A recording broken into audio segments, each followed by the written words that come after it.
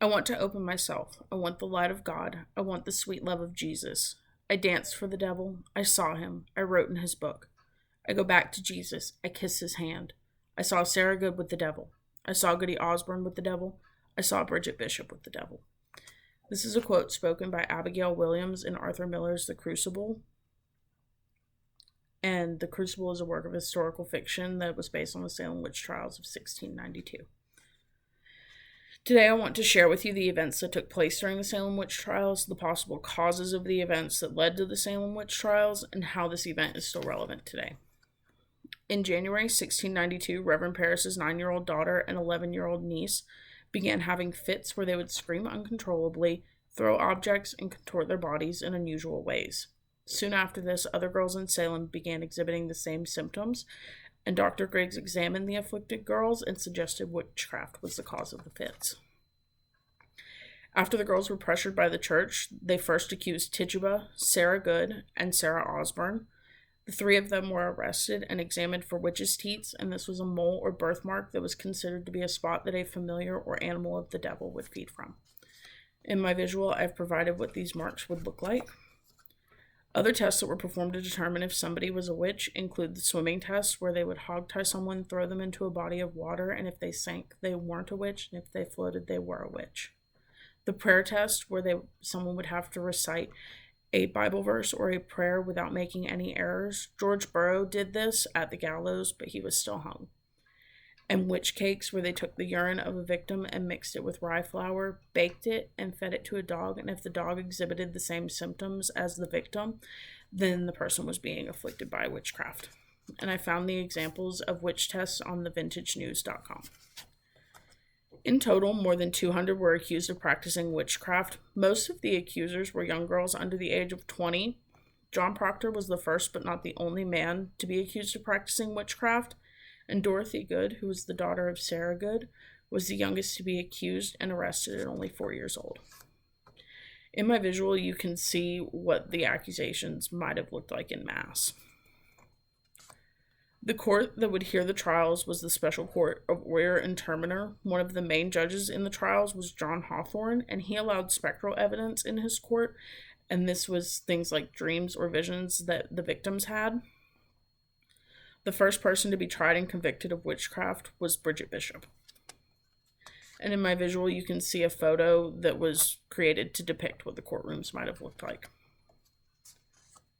At the end of the trials, many were released from jail and some were pardoned, but 19 were hung, 1 was crushed to death, 5 died in jail, and 2 dogs were also executed for being accused of practicing witchcraft.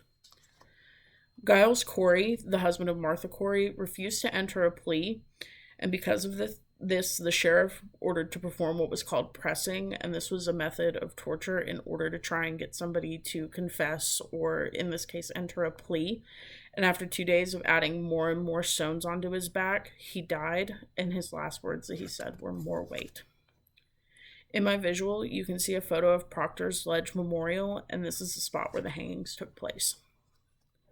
All of my information regarding the events that took place in the history of the Salem Witch Trials came from historyofmassachusetts.org and law2.umkc.edu.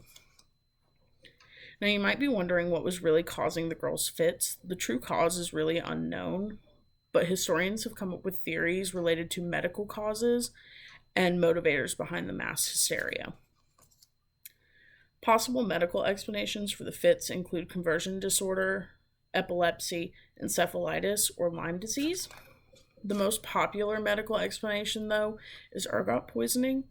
Ergot is a fungus that grows on grains such as rye. When grains with ergot fungus are consumed, it can cause a variety of symptoms, including convulsions and psychosis. Rye was the most common grain in Salem at the time, and there was no way to prevent or test for ergot.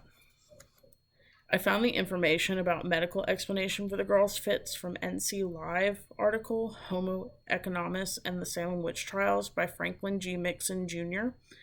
And in my visual, there's a photo of ergot fungus growing on rye. Salem consisted of mostly Puritans, and they already feared that the devil was out to destroy Christians in their community. This, paired with living in the New World in near isolation, could have contributed to the number of accusations.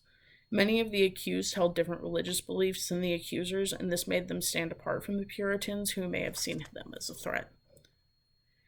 Many of the accused were also wealthy members or landowners in the community. When the accused were convicted, their estates were confiscated, and knowing this could have motivated accusers that wanted their land or had feuds with their neighbors.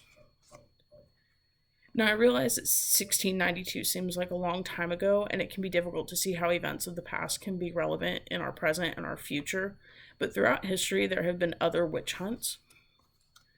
In the 1950s, we saw a Red Scare where Americans feared Russian infiltration and communist takeover. During this time, the use of loyalty tests on government employees was used to attempt to find Russian spies. Periods of racism are another form of modern witch hunt. Lynchings of black people from the pre-Civil War era through the Civil Rights era. During World War II, the Japanese in America were placed into holding camps. We also saw something similar recently with Hispanics in the United States. Most recently, we see this behavior geared towards the LGBTQ community and the desire to keep them out of the education system out of fear of them indoctrinating children. So while in recent history we may not have literal witch hunts, we have seen events that show the characteristics of a witch hunt. We see the accused or a marginalized group, we see the accusers or a majority group, and we see the fear that leads to mass hysteria, which often results in the mistreatment of the accused or marginalized group. Our current social, political, and economic climate in the United States is uncertain and volatile. These two conditions can breed fear, and fear can easily and quickly create mass hysteria. Today, we can learn from history that tends to repeat itself to avoid making the same mistakes and poor choices. And in my visuals, I have included photos from protests that show the social, political, and economic climate of the United States.